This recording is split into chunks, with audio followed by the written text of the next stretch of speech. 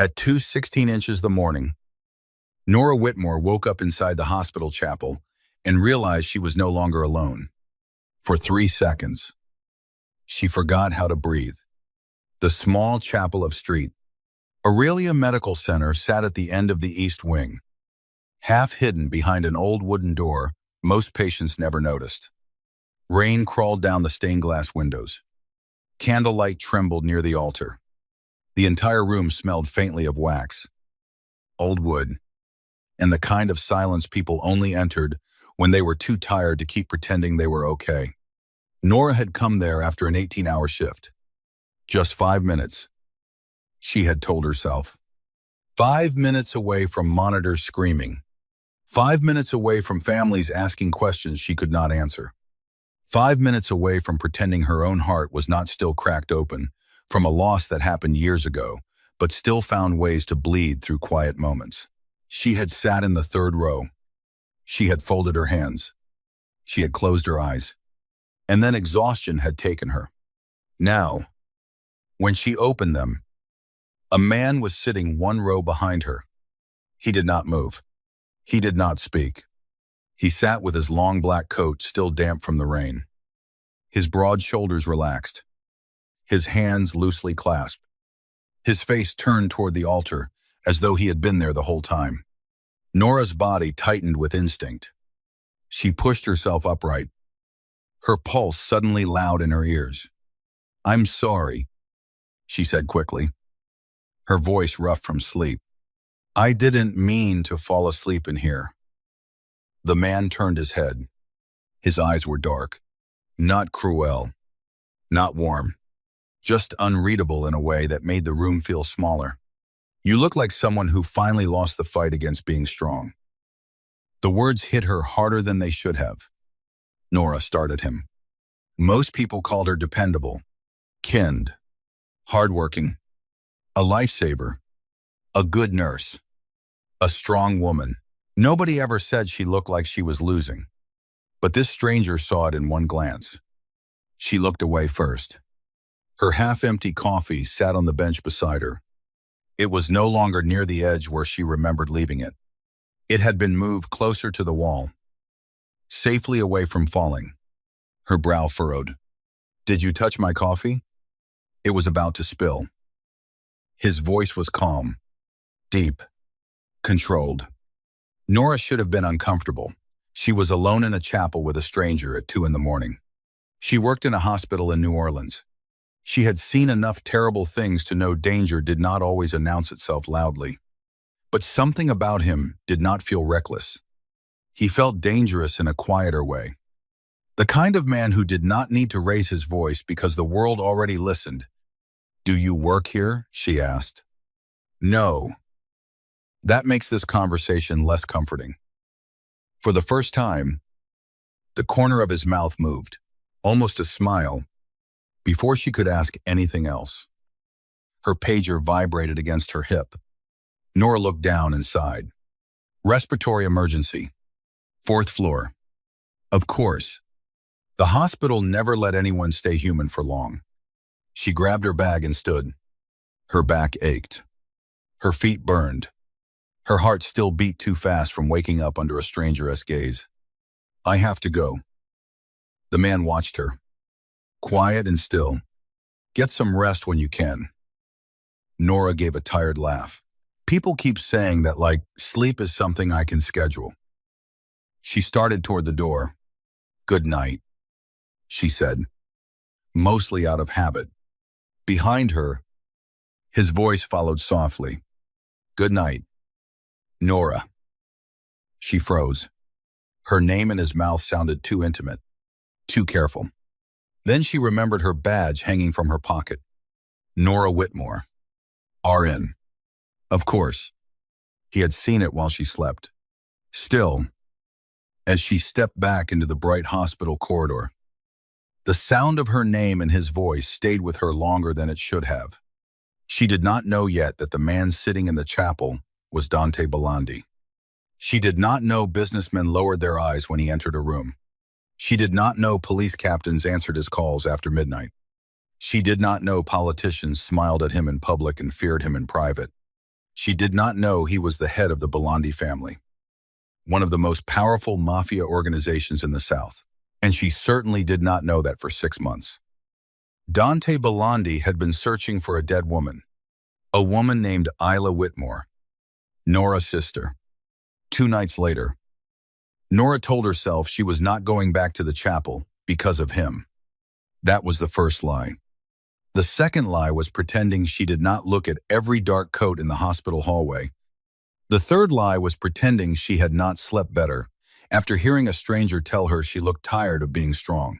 It was nearly midnight when she pushed open the chapel door again. The room was empty. Nora exhaled, annoyed at herself for feeling disappointed. Then she saw it. A paper cup sat on the same bench where she had fallen asleep. Steam still rose from the lid. Nora stopped in the aisle. No one was there. The candles burned low. Rain tapped softly against the stained glass. Somewhere far behind the walls, a code alarm sounded and faded. She walked closer. Written across the cup in black marker were 2 words. For Nora. Her throat tightened. She should not have picked it up. A smart woman would have thrown it away. A tired woman wrapped both hands around it because it was warm. Because someone had remembered her name. Because kindness felt dangerous when a person had gone too long without it. Nora sat down. Across the street, beneath a row of rain-darkened oak trees, a black sedan waited with its lights off. Dante Belandi watched the chapel window from the back seat. His driver said nothing. His bodyguard in the front seat said nothing. Nobody around Dante spoke unless necessary. That was one of the first rules men learned in his world. But Dante was not thinking about rules. He was watching the silhouette of a nurse sit beneath stained glass with a coffee cup between her hands. He had not meant to leave it. That was another lie. He had seen her 3 nights earlier and recognized something in her that made him uncomfortable. Not because she looked weak. Weakness had never interested him. Weakness bored him. No. Nora Whitmore looked like someone who had been breaking quietly for years and still showed up to save everyone else. That kind of strength did not bore him. It disturbed him. Because it reminded him of grief, and grief was the only enemy Dante Belandi had never learned how to kill. Drive, he said. The sedan pulled away from the curb. Inside the chapel, Nora lifted the cup to her lips and smiled for the first time in days. Dante never saw it, but somehow, he felt it. By Friday morning, Nora had convinced herself the coffee meant nothing. Hospitals were full of strange kindness. Volunteers left snacks. Families sent flowers. Security guards slipped nurses extra sandwiches when nobody was looking. Someone had probably noticed her sleeping and felt sorry for her. That explanation was safe, simple, normal. But the handwriting had not said, for the tired nurse. It had said for Nora. 3 nights later, after another shift that turned her bones into sand, Nora walked into the hospital cafeteria at 447 a.m., looking for caffeine strong enough to resurrect the dead. The cafeteria was nearly empty. A resident slept face down beside a pile of patient charts. A janitor moved slowly near the vending machines. Fluorescent lights hummed overhead with a cruelty only hospitals seemed to possess. Nora ordered coffee and turned toward the seating area. Then she saw him. The stranger from the chapel sat alone by the windows overlooking the parking garage. His black coat hung over the back of his chair. One hand rested around a ceramic mug. The other lay near an old photograph turned face down on the table. Nora slowed. Every practical part of her told her to walk away. Instead, she crossed the room. "You again," she said. He looked up as if he had expected her. "You sound disappointed." "I sound suspicious." "That's healthier." Nora sat across from him before she could talk herself out of it. Up close, he looked even more dangerous. Not in an obvious way. He wore no jewelry except a black ring on his right hand. His suit was expensive but understated. A tattoo disappeared beneath his collar. There was a faint scar near his jaw, thin and pale, like a secret written on skin. He looked like a man who had survived things and made other people regret them. "You never told me your name," Nora said. "Dante. Just Dante. For now." That is the least comforting answer possible. His mouth curved slightly. It changed his face. Not enough to make him harmless. Enough to make Nora notice. Her eyes drifted toward the photograph. "Family?" she asked. Something shifted behind his eyes. The temperature of the conversation changed. Dante turned the photograph fully face down. "Something like that." Nora regretted asking. "I'm sorry." Most people stop asking questions when they realize the answer might be real. "I am a nurse," she said. "We ask questions for a living." "No. Nurses ask questions because everyone lies about pain." Nora fell silent. That was too accurate. Dante looked at her as if he could see every place she had learned to hide. "What about you?" she asked quietly. "Do you lie about pain?" His gaze held hers. "Professionally." She should not have smiled. She did anyway. An announcement crackled over the cafeteria speakers. "Patient transport. Room 604. Another reminder that the hospital had no respect for fragile moments. Nora glanced at the clock. Almost 5. Dawn had begun to pale behind the rain. Dante reached into his coat pocket, removed a folded napkin, wrote something on it, and slid it toward her. Nora unfolded it. A phone number. Her heart stumbled. "What is this?" An answer. To what question? The one you'll ask when you finally admit something is wrong. Nora stared at him. "I don't need favors." "I did not say you did." "Then what is this?" Dante stood and pulled on his coat. "A door." Before she could respond, he walked away. Nora watched him disappear through the cafeteria entrance. Only when he was gone did she notice the photograph had been left behind. It sat near his empty mug. Still face down, Nora told herself not to touch it. She touched it anyway. She turned the photograph over, and the world narrowed to a single impossible face. A young woman stood near Lake Pontchartrain in bright summer sunlight.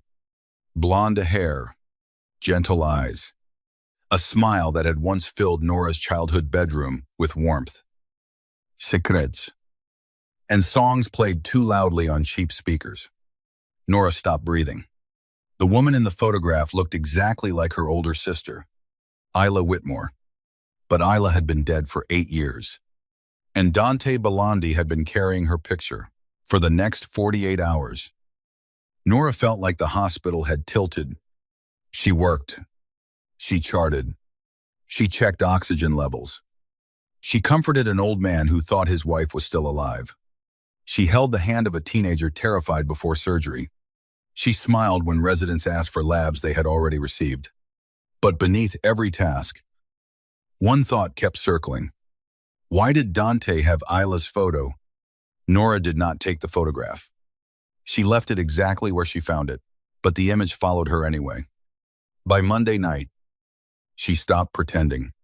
She went to the records department near the basement level, where the hospital stored decades of archived files behind locked doors and outdated computers. She told herself she needed a quiet hallway. Another lie. The archive corridor smelled like dust, paper, and old secrets. Nora had just rounded the corner when she heard voices. One belonged to Martha Bell, the record supervisor. Martha had worked at St. Aurelia for more than 30 years and knew where every file went to disappear. The other voice belonged to Dante. Nora froze. "I checked the records you requested." "Oh," Martha said softly. "Most of them were transferred out years ago." "And what remains?" "Fragments." Papers rustled. Dante's voice lowered. "Names." Martha hesitated. "The only name that appears more than once is Isla Whitmore." Nora's heart slammed against her ribs. She stepped back. Her shoe brushed the floor. The sound was small. Dante heard it anyway. A second later, he appeared around the corner. His expression remained calm, but his eyes sharpened instantly. Nora stood there with a paper coffee cup in one hand and betrayal rising through her chest. Neither spoke. Martha appeared behind him, holding a folder to her chest. Her face went pale when she saw Nora. "Oh," Martha whispered. Nora looked at Dante. "Why are you searching my sister's name?" For the first time since she had met him, Dante Belandi looked uncertain, not weak, never weak, but trapped between the truth and the damage it would cause. "Nora," he said quietly. "No." Her voice shook. "Don't say my name like you have the right to soften this." His jaw tightened. Martha looked between them and backed away. "I'll give you both a moment." She disappeared behind the records door. The corridor felt too bright, too narrow. Nora stepped closer. "Answer me." Dante's eyes dropped briefly to her hospital badge, then back to her face. "I did not know how to tell you." "That is not an answer. It is the only honest one I have right now." Nora laughed once. Without humor. "You recarrying a picture of my dead sister. You're asking for her hospital records.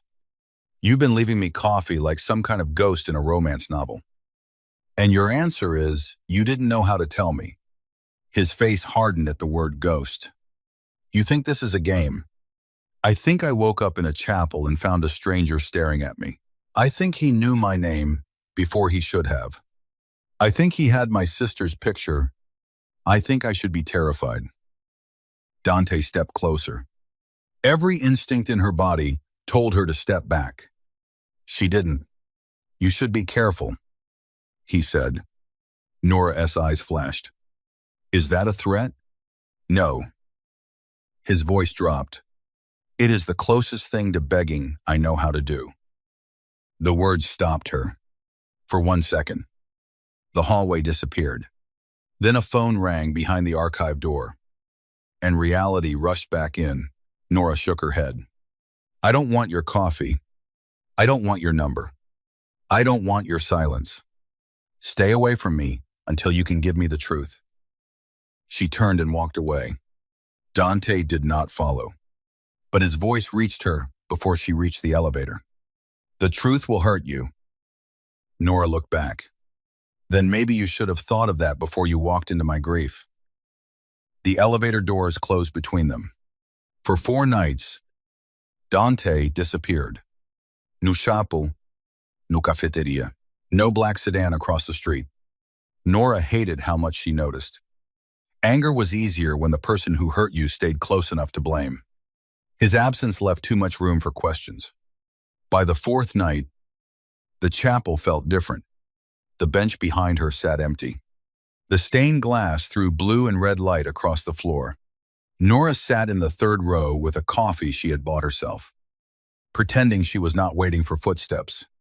Father Augustin, the hospital chaplain, found her there at 1130 p.m. "Looking for someone?" he asked gently. Nora stiffened. "No." The old priest smiled. That was a very fast answer. "I am a nurse. We answer quickly. You are also a terrible liar." Nora sighed. Father Augustin sat 2 rows away, giving her enough distance to pretend she had privacy. "The man in the black coat," he said. Nora looked at him. "You know him. I know that grief recognizes grief." He folded his hands. "He started coming here 6 months ago." 6 months. The same amount of time Dante had been searching. What happened 6 months ago? Father Augustin's face softened. "That is not my story to tell. Everyone keeps saying things like that, usually because the story belongs to the wound." Nora looked toward the altar. "Do you know who he is?" The priest did not answer immediately. "In this city, yes. And you let him come here? This chapel is not reserved for innocent people. Nora swallowed. That answer should have frightened her. Instead, it made Dante feel more human, which annoyed her. 2 days later, Nora found the first hidden camera. It was not inside her apartment. That would have been easier to hate. It was outside, mounted beneath a broken balcony light across the alley, angled toward her building entrance. She noticed it because the little red reflection blinked when lightning cracked over the neighborhood.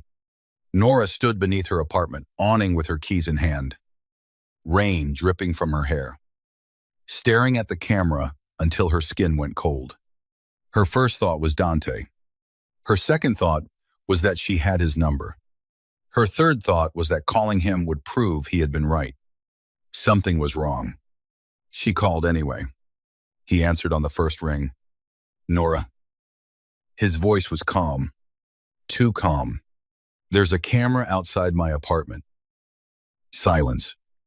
Then Dante said, Go inside.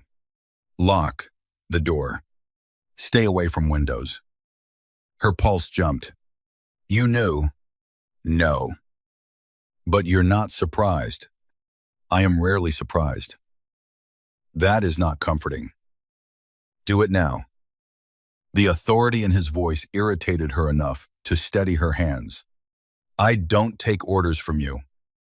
Tonight you do. The line went dead. Nora stared at her phone. Unbelievable. She whispered.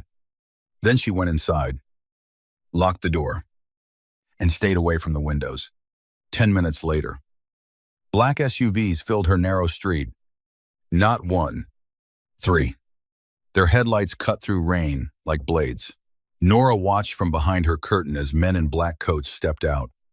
Silent, armed, controlled. Then Dante appeared. No umbrella, no hesitation. Rain soaked his coat as he walked toward the camera across the alley. One of his men removed it. Another checked the balcony. A third looked up toward Nora's window. Dunt did not. He refused to let her see him looking. That made it worse, because she could feel his attention anyway. Her phone buzzed. Unknown number. A photo appeared. Not from Dante.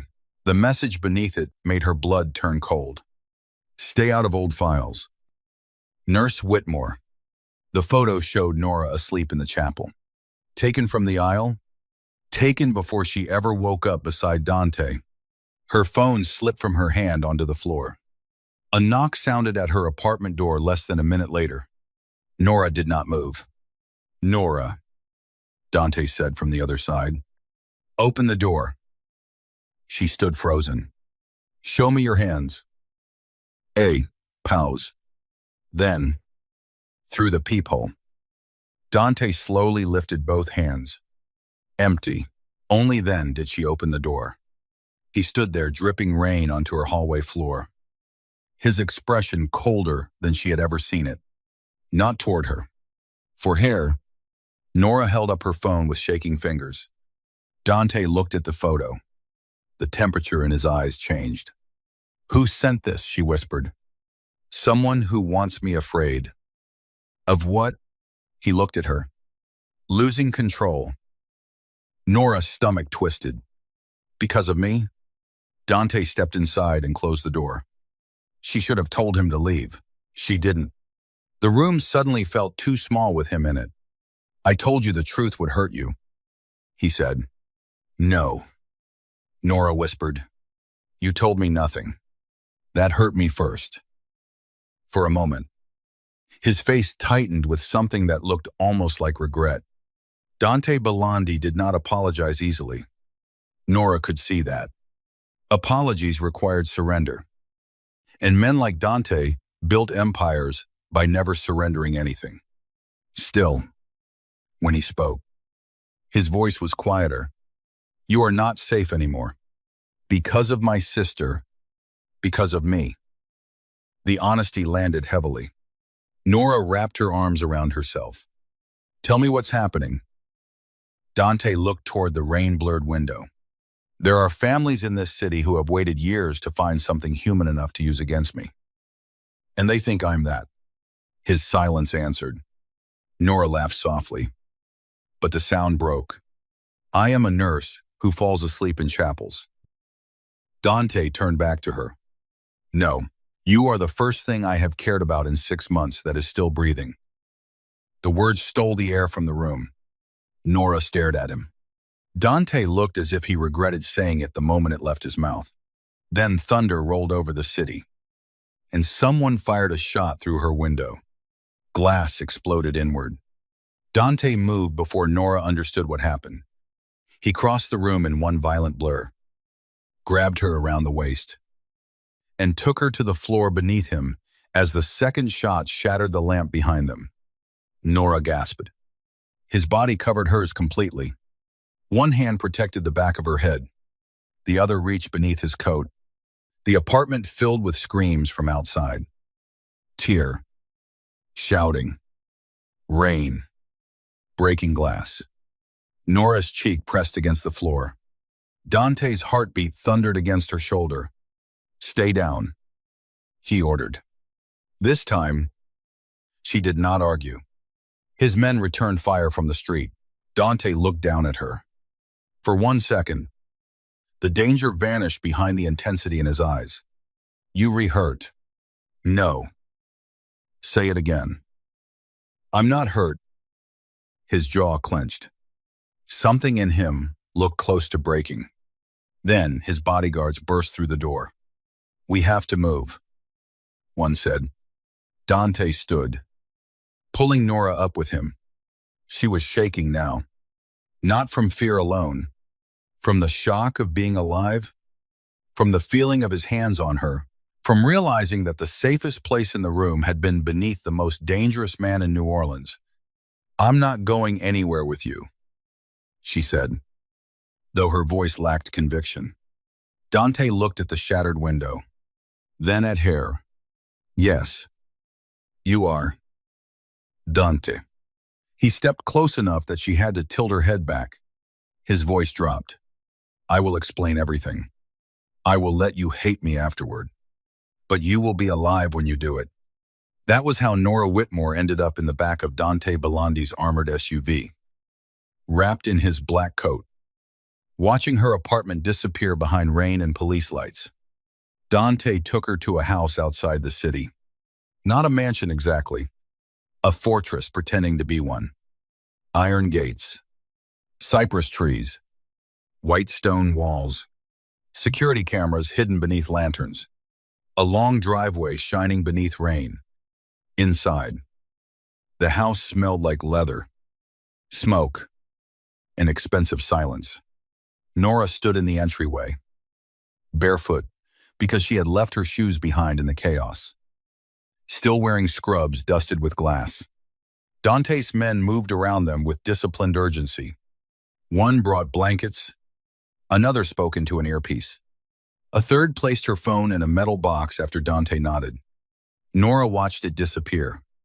Did you just confiscate my phone? I removed the tracker. You could have said that before taking it. I could have. She glared at him. He almost smiled. Almost. Then his gaze dropped to a tiny cut on her forearm from the glass. His expression darkened. It's nothing, she said. It is not nothing. I'm a nurse. I know what nothing looks like. And I know what happens when men start by sending messages and graduate to bullets. That ended the argument. For now. Dante led her into a study with tall windows overlooking rain-black gardens. Shelves of old books lined the walls. A fire burned low in the marble fireplace. On the desk sat a folder. The folder, Nora knew before he touched it. Dante stood behind the desk for several seconds, as if the leather-bound file had more power than any gun in the room. Then he opened it.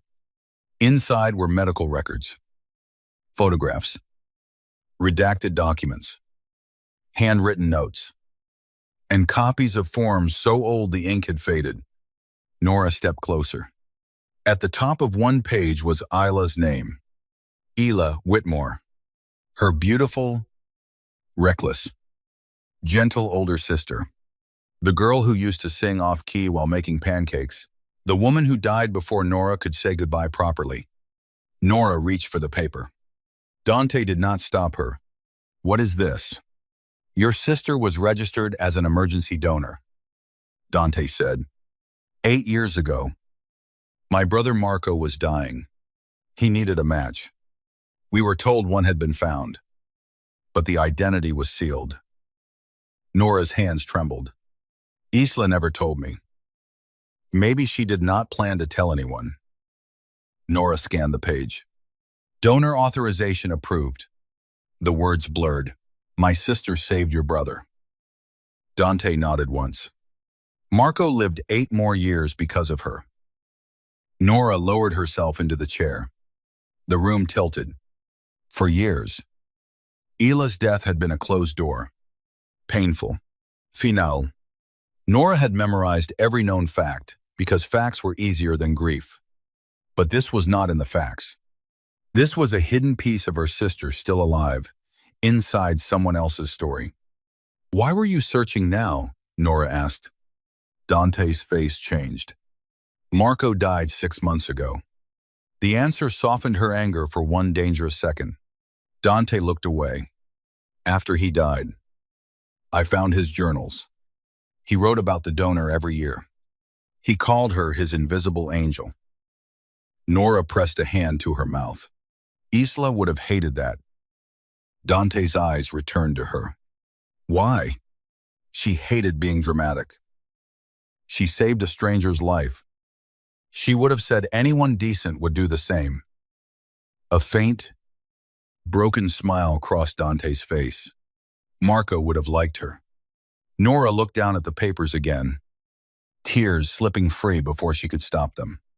Dante did not comfort her. That was what made it comforting. He did not say it was okay. He did not tell her everything happened for a reason. He did not insult her grief with easy words. He simply stood with her in the wreckage. Then Nora saw another document near the bottom of the file. A photograph. Isla at St. Aurelia Medical Center, wearing a volunteer badge. Beside her, partly torn from the image, was the shoulder of another person. A boy. Maybe. Nora frowned. She volunteered here. Dante nodded. I know. You know. I found that photo 2 months ago. And you didn't tell me? I had not met you yet. Then why keep coming to the chapel? His silence stretched too long. Nora understood before he answered. You knew I worked there. I knew Isla had a sister at St. Third. Aurelia. Her heart twisted. So you did come looking for me. Dante's eyes hardened with self-disgust. At first, the 2 words cut deeper than she expected. At first, Nora repeated. He stepped around the desk slowly. I wanted answers. I wanted to know who your sister was. I wanted to tell Marco's story to someone who had the right to hear it. And then, his gaze held hers. Then I found you asleep in a chapel. The room went still. Nora's anger did not vanish, but it changed shape. What am I supposed to do with that? Nothing. That's convenient. No, Dante said quietly. It is the first honest thing I have given you without asking for something in return. Before she could respond, one of his men entered. Boss. Dante turned. What? We found the shooter's car abandoned near Tremay. Sorrento's mark was inside. The name meant nothing to Nora. It meant something to Dante. His entire body went cold. Victor, he said. The bodyguard nodded. Nora stood. Who is Victor? Dante looked at her. The man who now knows you matter. Victor Sorrento did not look like a monster. That was the problem. The next morning, Nora saw his face on the television in Dante's study. Clean suit, polished smile, public charity donor. son of an old New Orleans family with money, influence, and enough blood behind closed doors to stain generations. The news anchor called him a businessman. Dante called him a parasite. He wants your territory, Nora asked. He wants my weakness. And that is me. Dante did not answer quickly enough. Nora looked away. She had spent most of her life being overlooked. Too curvy for the men who preferred fragile women. Too tired for friends who wanted easy company. Too sad for people who liked uncomplicated smiles. Now the first man who truly saw her had turned her into a target. The irony felt cruel. I need to go back to work, she said. No. The word was immediate.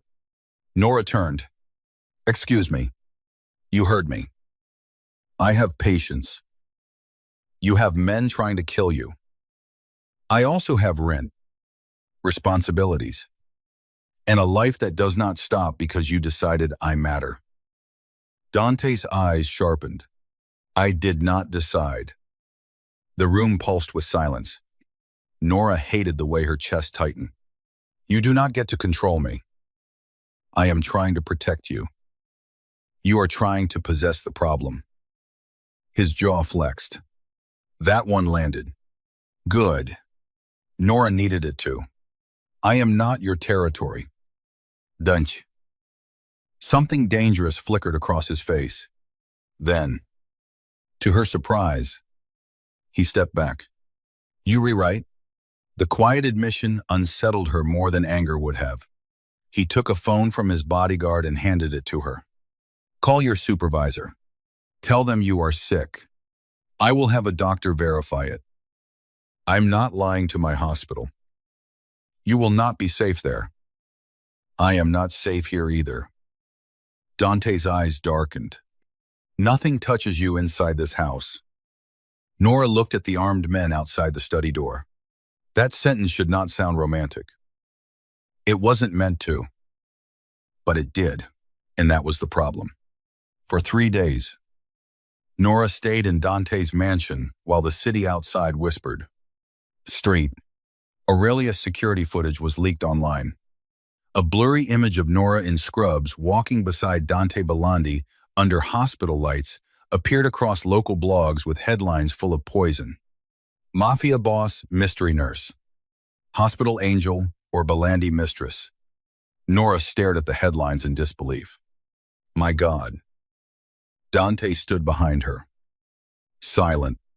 They were trying to shame you, he said. They were succeeding. No. No, she turned on him.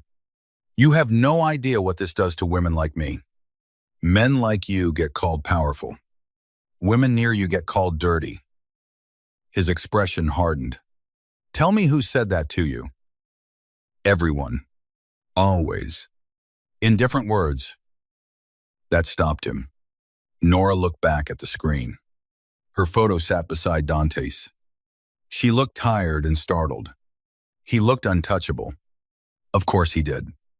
Men like Dante were never ruined by proximity. Women like Nora were. I spent years becoming more than what people assumed when they looked at me, she said quietly. Now strangers think they know my body, my choices, my worth. Because I stood beside you. Dante moved closer, but stopped before touching her. His restraint was worse than contact. I will bury the story. Nora laughed softly. That's your answer to everything. Isn't it? Bury it. Buy it. Burn it. Threaten it. When something threatens you. Yes. Her eyes lifted. The way he said you made the room feel too warm. You barely know me. Dante's gaze dropped briefly to her mouth, then returned to her eyes. I know you talk to dying patients like they are still whole. I know you drink terrible coffee because you never have time for real food. I know you act angry when you are scared. I know you carry your sister like a secret wound. I know you hate being protected because too many people have mistaken your strength for permission to abandon you. Nora could not speak. Dante's voice lowered. And I know I should have walked away from you the moment I realized Victor could use you against me. Why didn't you? His jaw tightened. Because I am not that good of a man. The confession hung between them. A near touch lived in the space between his hand and hers. He did not take it. That made her want him too, which made her step back. That night, Nora could not sleep. The mansion was too quiet, too guarded, too full of shadows and men speaking in low voices behind closed doors. She wandered downstairs and found Dante in the kitchen at 312 a.m., standing beside the counter with his sleeves rolled up, a cut across his knuckles, and a glass of water untouched beside him. "You bleed?" she asked. He looked at her. "Occasionally." She sighed and crossed the room. "Sit down." "Infine." "I did not ask." He stared at her for a moment. Then, impossibly, Dante Belandi sat. Nora took the first aid kit from beneath the sink. Of course it was fully stocked, probably enough to treat a battlefield. She cleaned his knuckles in silence. His hand was warm, too warm. His fingers twitched once when antiseptic touched the wound. Nora glanced up. "Pain." "No." "Lie." "Professional Abbott." She almost smiled. The moment softened too much. Too quickly. Then Dante spoke. "Marco used to hate blood." Nora kept her eyes on his hand. "That seems inconvenient in your family." "He was never meant for my family." There it was again. That grief. Nora wrapped gauze around his knuckles. What was he meant for? Dante looked toward the dark window. Anything else? The answer broke something small inside her. Nora taped the bandage gently. Hila wanted to become a child psychologist. Dante looked back at her. She volunteered in pediatrics. "I know." Nora's voice softened. "She used to come home with crayon drawings from patients and tape them to our fridge like museum art. Marco used to draw." Nora stilled. "What?" "He spent months in the pediatric wing. The nurses gave him markers." Dante's eyes narrowed slightly with memory. "He drew terrible dinosaurs." A laugh escaped Nora before she could stop it. Hila loved terrible dinosaurs. Dante's expression shifted. For one moment, they both saw it. A possibility, not proof. A thread. Maybe Isla and Marco had crossed paths long before a donor form connected them. Maybe she had smiled at a sick boy in a hospital hallway. Maybe he had given her a terrible dinosaur drawing. Maybe neither of them knew that one day her choice would give him 8 more years. Nora's fingers remained on Dante's bandaged hand. Neither moved. Dante looked down at their hands, then up at her. The room changed. He could have touched her. She knew he wanted to. He knew she knew. Instead, he pulled his hand back slowly. "You should sleep," he said. Nora let out a shaky breath. "One day, you're going to stop saying that." "No," he said quietly. "One day, you're going to believe you deserve to." The next morning, Victor Sorrento sent flowers to the hospital. White lilies. The same flowers from Marco's grave. The card was addressed to Nora. She was not there to receive them. But a nurse texted her a photo. "Thinking of your sister." Nora's blood went cold.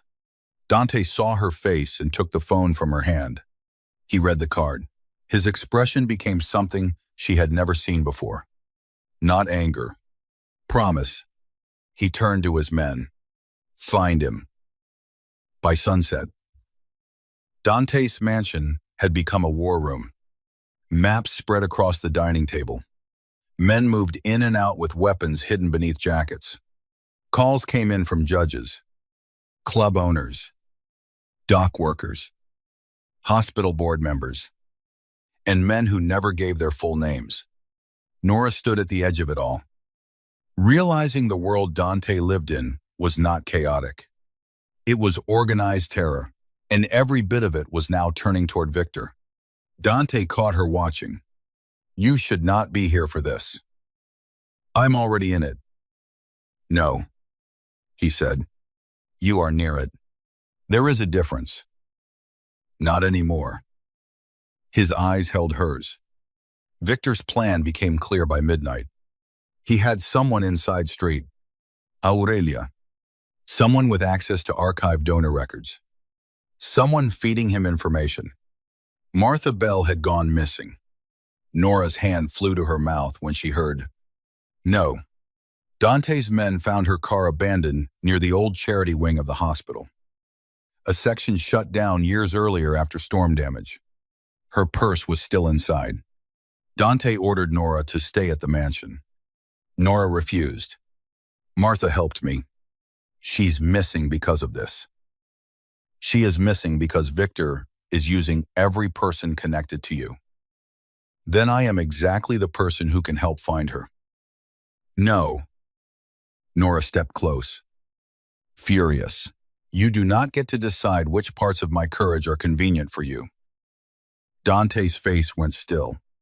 Around them, his men pretended not to listen. Nora lowered her voice. "I have spent my whole life running toward rooms everyone else wants to leave. Emergency rooms, death rooms, waiting rooms, grief rooms. You don't scare me because you read dangerous. Don't." His gaze sharpened. "You scare me because when you look at me, I want to stop being alone." The confession silenced the room. Dante stared at her. For a second, all his power seemed useless. Then he turned to his men. "She comes with me. Nobody lets her out of sight." Nora lifted her chin. "I can protect myself." Dante looked back at her. "I know." Then, quieter, "That does not mean you have to." They entered street. Aurelia through an underground service corridor at 109 A.M.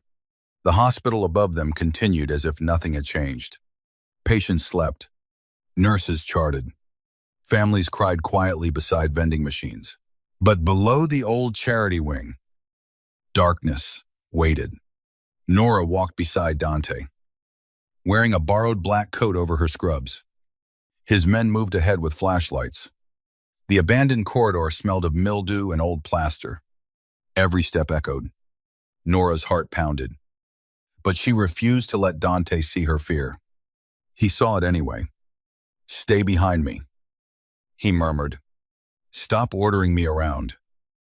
Stop making it difficult to keep you alive."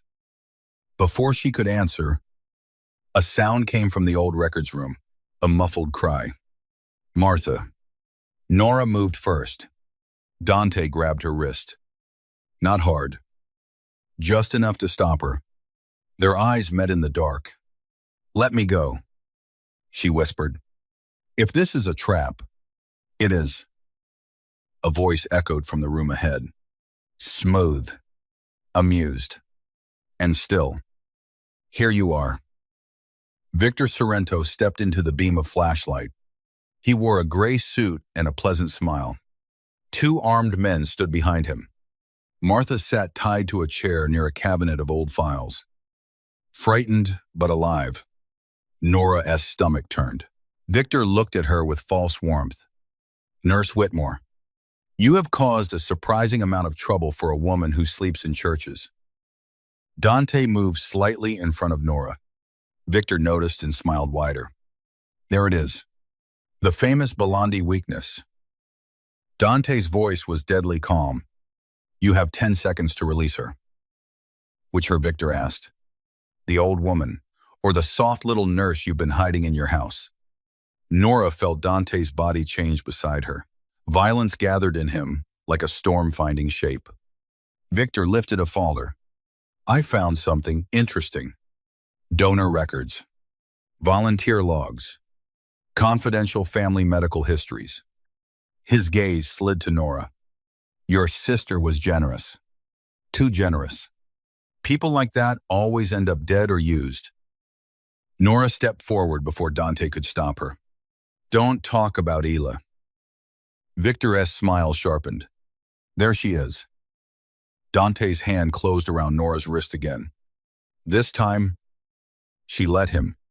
Victor looked delighted. I wondered what made you special. At first, I thought it was the resemblance. Dead sister. Living replacement. Very poetic. Nora flinched. Dante's voice cut through the room. Careful. But Victor kept going. Then I realized it was worse. He doesn't want you because you look like her. He wants you because grief makes men stupid. Nora's throat tightened. Dante looked calm. Too calm. The kind of calm that came before blood. You wanted me here, Dante said. Yes. For what? Victor held up a phone. On the screen was a live feed. The chapel. Empty, except for a hidden camera. I want the city to see what you are when someone takes away your pretty nurse. One of Victor's men lifted his gun toward Nora. Everything happened at once. Dante moved. His men fired. Nora dropped. Martha screamed. The old archive room exploded into chaos. A light shattered overhead. Papers flew. A bullet struck a file cabinet inches from Nora's head. Dante reached her through smoke and noise, pulling her behind a stone support pillar. Stay down. His hand touched her face. Just once. Checking for injury. It was the first time he had touched her gently. Then he turned back into the violence. Nora saw only flashes. Dante, disarming a man with terrifying precision. One of his bodyguards dragging Martha free. Victor running toward the old chapel corridor with the folder in hand. Nora saw the file. Isla es file. And ran. Nora Dante shouted. But she was already moving. She chased Victor through the abandoned wing. Lungs burning. Footsteps slipping on old dust and broken tile. She was not brave in that moment. She was furious. Victor reached the chapel first. The old charity chapel had been closed for years. Smaller than the main one, with cracked stained glass and pews covered in sheets. Victor turned near the altar, breathing hard, still smiling. You should have stayed behind him. Nora stood in the aisle. I've spent my whole life behind other people's grief. I am done. He raised the gun. Dante's voice came from behind her. Put it down.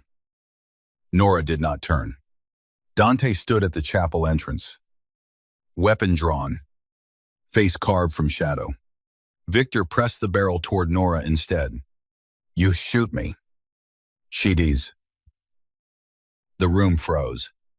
Nora felt the gun at her side. Dante's eyes locked on hers. No panic. No command. Just one silent promise. Trust me. But Nora was done letting men decide the ending of Ila's story. She looked at Victor. You know what your mistake was. His smile flickered. What? You thought because I heal people? I don't know where to hurt them.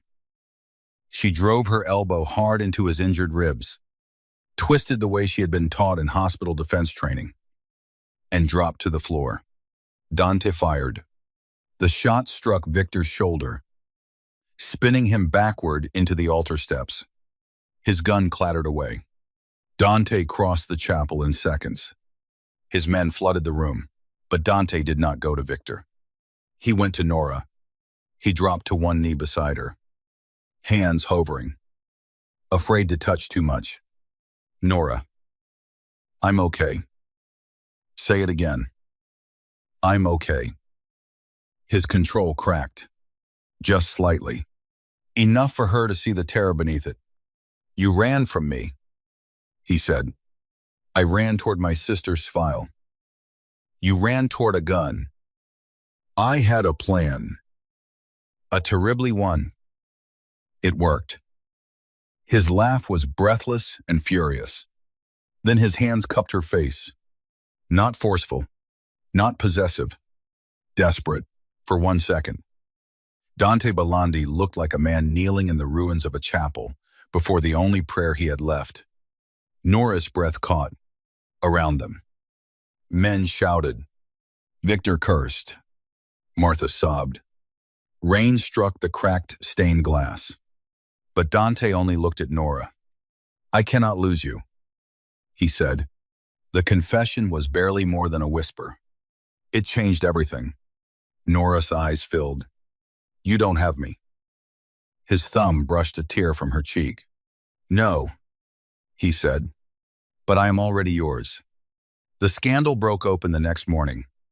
Victor Sorrento was arrested after anonymous evidence reached federal authorities, local police, and 3 reporters who had been waiting years to expose him. Hospital corruption, illegal surveillance, blackmail, attempted murder, stolen medical records. The city devoured the story. But Dante buried Nora's name before anyone could touch it. Not with threats alone. With documents, legal pressure, witness protection protocols, hospital statements, security footage edited to protect her privacy while exposing Victor's crimes. For once, Dante did not simply burn the world. He rebuilt a wall around her life and let her decide whether to stay behind it. Martha survived with bruises and a dramatic new hatred of basements. Stint. Aurelia placed Nora on temporary leave. For the first time in years, Nora had no shift to rush toward. No alarm dragging her from sleep. No hospital hallway swallowing her whole. She returned to her apartment 1 week later. Dante came with her, but did not enter until she invited him. That mattered. The window had been replaced. The floor cleaned. The broken lamp removed. Still, the apartment felt haunted. Nora stood in the middle of the room, looking at the place where Dante had covered her body with his own. I thought I'd feel safer here, she said. Dante stood near the door. You may not for a while. She looked back. You speak from experience. Yes. Another honest answer. They had become more dangerous than lies. Nora walked to the small bookshelf near her window and took down a box of Isla's things. Old birthday cards, a bracelet, a volunteer badge from St. Aurelia, and at the bottom, a folded drawing. Nora opened it. A terrible dinosaur drawn in green marker. Her breath caught. On the back, in Illa's handwriting, were 6 words. From Marco, my favorite tiny philosopher. Nora sank onto the couch. Dante went completely still. She knew him. Nora whispered. Dante crossed the room slowly. He sat beside her, not touching. Nora handed him the drawing. For a long moment, Dante simply stared. The feared mafia boss of New Orleans held a child's terrible dinosaur like it was holy. Then he bowed his head. Nora saw his shoulders move once. Only once. She placed her hand over his. This time, he did not pull away. They stayed like that until sunset turned the apartment gold. No grand speech. No promise big enough to frighten either of them. Just 2 people holding proof that the dead had once loved the living in ways that still reached forward. 3 months later, summer settled over New Orleans like warm honey. Nora returned to Stint 3rd. Aurelia on a reduced schedule. No more endless doubles. No more punishing herself for surviving Isla. No more pretending exhaustion was noble. She still worked nights sometimes, but she also slept. She ate real meals. She laughed more. And every Friday morning, before the hospital became loud, she went to the chapel. Dante always arrived 5 minutes after her. Not because he was late, because he knew she liked having the first 5 minutes alone. That morning, sunlight poured through the stained glass instead of rain. The chapel looked different in daylight. Less haunted. More forgiving. Nora sat in the 3rd row, holding 2 coffees. Dante slid into the bench beside her. No guards today, she asked. 2 outside. She looked at him. Dante. Fine. 4. She rolled her eyes. His mouth curved. It was still rare enough to feel like a secret. They sat quietly for a while. The silence between them had changed. At first, silence had been a wall, then a mystery, then a wound. Now it felt like a room they had built together. Nora looked toward the altar. Do you think Isla and Marco would have liked each other? Dante's smile softened. Marco would have talked too much. Isla would have pretended to be annoyed, but secretly loved it. Nora laughed. The sound echoed gently through the chapel. Dante watched her like the sound hurt and healed him at the same time. Then he reached into his coat pocket. Nora noticed. Her eyes narrowed. What is that? That expression means you are about to accuse me of something. You usually deserve it. Usually. He placed a small velvet box on the bench between them. Nora stopped breathing. Dante. He did not open it yet. For once, he looked nervous. Not afraid of bullets. Not afraid of rivals. Not afraid of death. Afraid of her answer. For a long time, he said quietly, I believed loving someone meant giving fate another weapon. Nora's eyes burned. Then I met a woman asleep in a chapel who was still trying to save the world after it had broken her heart. He opened the box. The ring was not enormous. It was beautiful.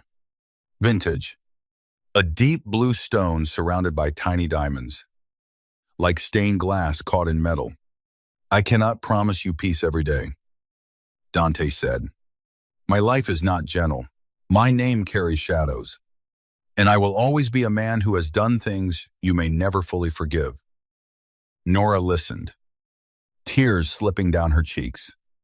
But I can promise you this. You will never grieve alone. You will never be used as my weakness without also being protected as my heart. You will never have to be strong just to deserve staying. His voice lowered. And if you choose me, Nora Whitmore, I will spend the rest of my life proving I know the difference between loving you and owning you. Nora looked at the ring, then at the man beside her.